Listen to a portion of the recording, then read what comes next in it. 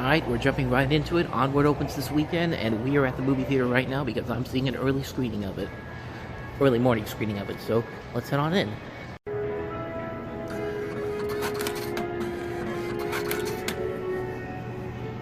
Oh, and by the way, starting yesterday, you cannot be in the theater if you're under the age of 18 after 6 p.m. on Friday or Saturday, unless you have a parent with you.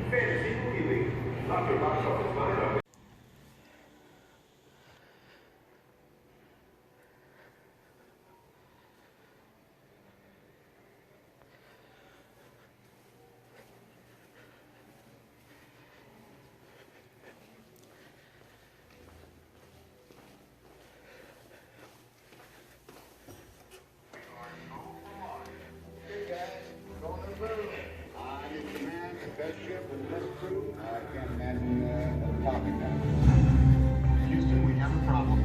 The Apollo 13 spacecraft has lost. Never heard my name. Reports of my fame are greatly exaggerated. Morning, Usnavi. Pan caliente, café con leche.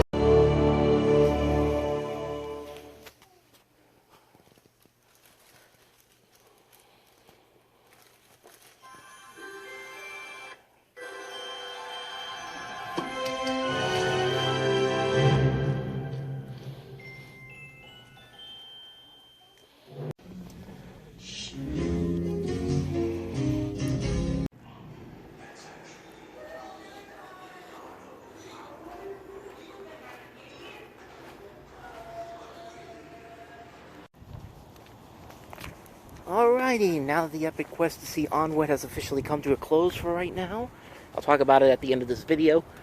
Let's begin our second part of our quest, and that is the shopping part. And as always, we will start at Best Buy. There's the new Disney Pixar Steelbooks, but I got the two that I want to get first. Maybe those other ones will go down in price like the other ones did, but these are the two I have to get today. Actually, I'm tempted to pick this one up, but I think I'm going to wait on this one. I'm going to wait till it comes down in price. It's $22.99 right now. Yeah, I'm going to wait for this to come down in price. It's a movie I definitely want to see, but I can wait. Alrighty, another Best Buy journey officially complete. And no problems today. No weirdos looking at me weird while I'm looking at the movies or anything, but I did come out with the two titles that I wanted to come in for, and they are two of the Pixar Steelbooks. They're the movies that I knew that no matter what, I had to get my hands on these first. First up, I got A Bug's Life, which is one of those movies that I've been waiting for them to put this on a proper 4K release. I have like a regular Blu-ray DVD version of this with the DVD sleeve and everything, but that's going to be replaced with this. In terms of the movie itself, I like it. I definitely like it. I think it's hard not to compare this to Ants and everything, but in order to compare the two movies, I think Ants is the better movie in terms of like the story and the characters and all that. And this is still a really good movie though. I still really enjoy this movie. It's been a while since I've actually seen it though, so it'll probably still hold up regardless. But that's one of the ones that I have there, and then of course I had to get my hands on this one because not only is this one that I have already, I've been waiting for a steelbook version of this one, but it's not only my favorite Pixar movie of all time, but it's one of my favorite movies of all time. And that is WALL-E. Like, I knew I had to get a steelbook version of this one, and I knew I had to pick this one up. Definitely a fantastic movie. I love the first 15 minutes of the film where it's just like, where you don't have any dialogue, the situation plays itself out, and you just really like these two characters, Wally and Eve. Like, they're so great together. Most of the time, there's barely any dialogue in the movie up until like the second half. Just a fantastic movie. Really love it all the way around. Really looking forward to watching this one again.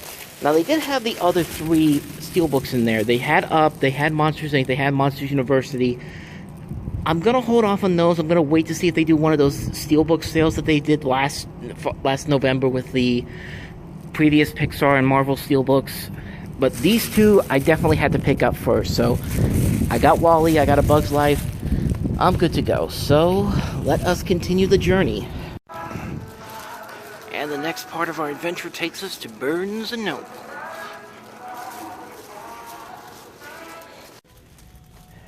Well, nothing interesting in the movie section, but I did find this. I know this came out this week. Steven Universe, the movie. And I think I'm definitely going to pick this one up. Okay, somebody please tell me how this makes any sense.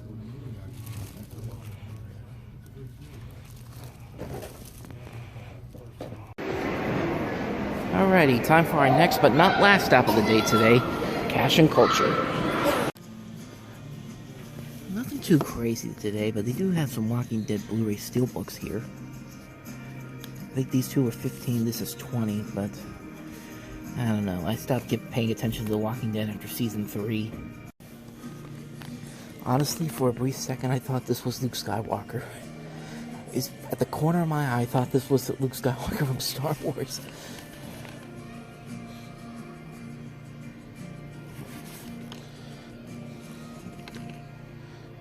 $4 is not bad. $5 is not bad for this. Now, usually Cash and Culture would usually be my last stop of the day, but we were at Burlington because I want to see if they have a new shirt in there I've been looking for in my size. They still have it, but I feel like I have to take the risk.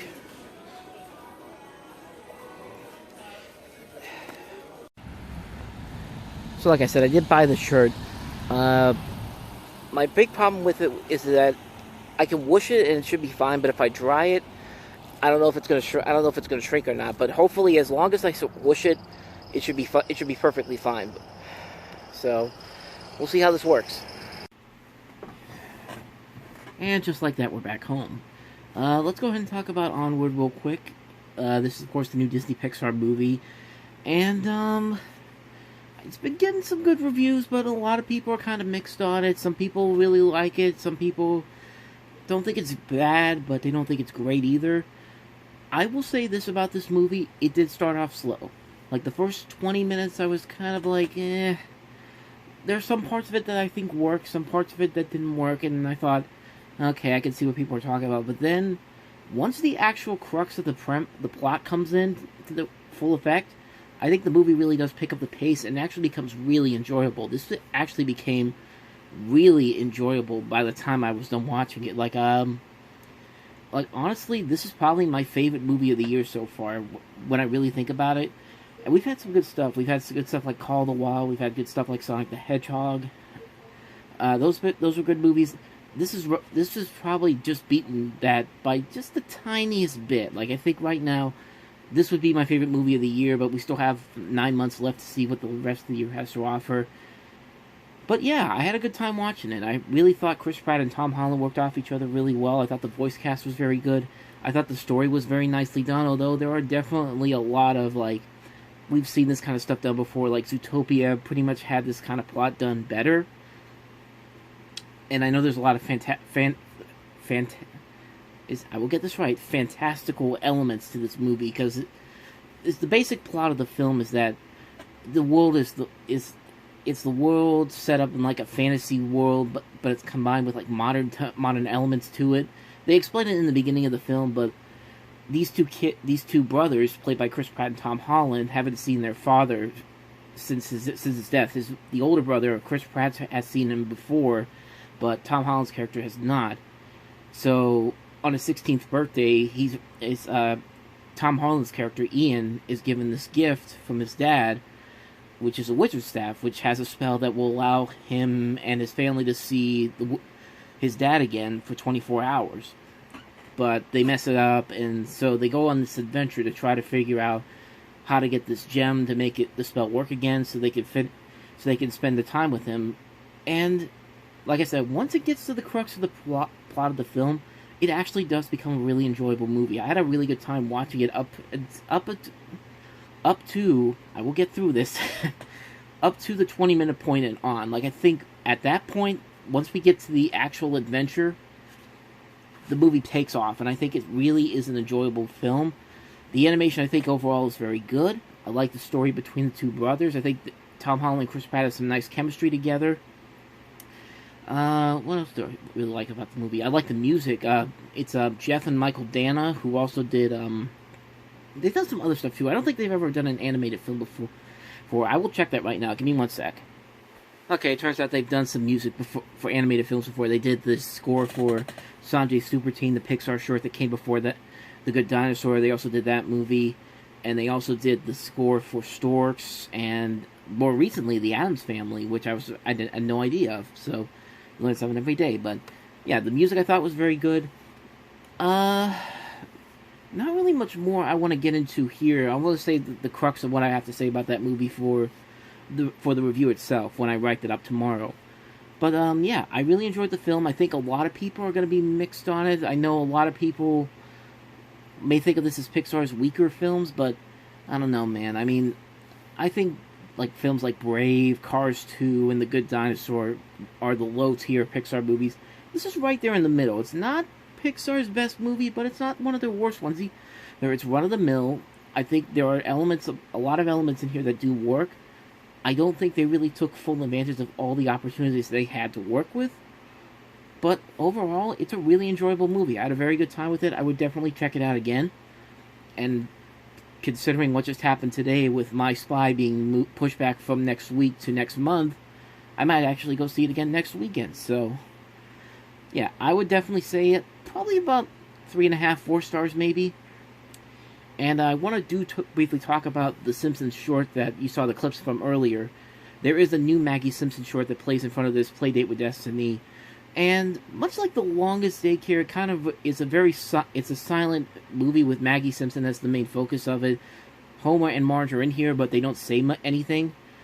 But you follow Maggie as she has a crush on this boy that she finds at a park while they're playing, and it sounds kind of simple, and it kind of is. But throughout the short, like whenever she's not around this kid, she kind of goes into like these withdrawals. Like is whenever you see like people in a struggling relationship, like Humphrey Bogart in Casablanca, where he's like, of all the talents of all the people in the world, this is that line. It's kind of like that in a way, and I liked it. I really did, but I think The Longest Daycare, the one that came before this, was a much better short. I think that one was a much better short in terms of like a combination of the animation, the music, and the storytelling. All of them are great here, but if I have to choose between that one and this one, The Longest Daycare is going to win this one. But I really did like this short a lot. I thought it was a very well done short. I thought it was a great little introduction to welcome the Simpsons into Disney, and I do want to see more of these little Maggie Simpson shorts. I think they're very fun. I think they can be really enjoyable.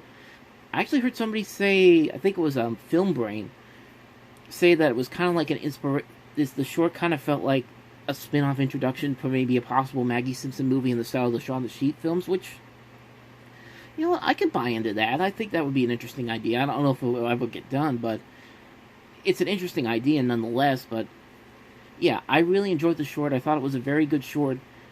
It's not as good as The Longest Daycare, but I still really appreciate it. Like I said, I'm going to jump more into that when I get into my review. Ooh, excuse me. Ooh, good lord. But yeah, I'm going to get into more of that when I do my reviews for both Onward and the Maggie Simpson short tomorrow. But overall, it's a very good movie. I think it'll have somewhat of a cult following over time. I think it definitely has the elements to become a cult hit. And maybe even a sleeper hit, especially now considering that there's a bunch of movies that have been pushed around because of, the coronavirus and the fact that Onward's not going to have another big animated film to go up against until Trolls World Tour comes out on Easter weekend, which is about 5-6 weeks away. So there's still plenty of time for this movie to find an audience, and I think it definitely will over time. But yeah, both Onward and the Maggie Simpson short are very good. Definitely go check them out.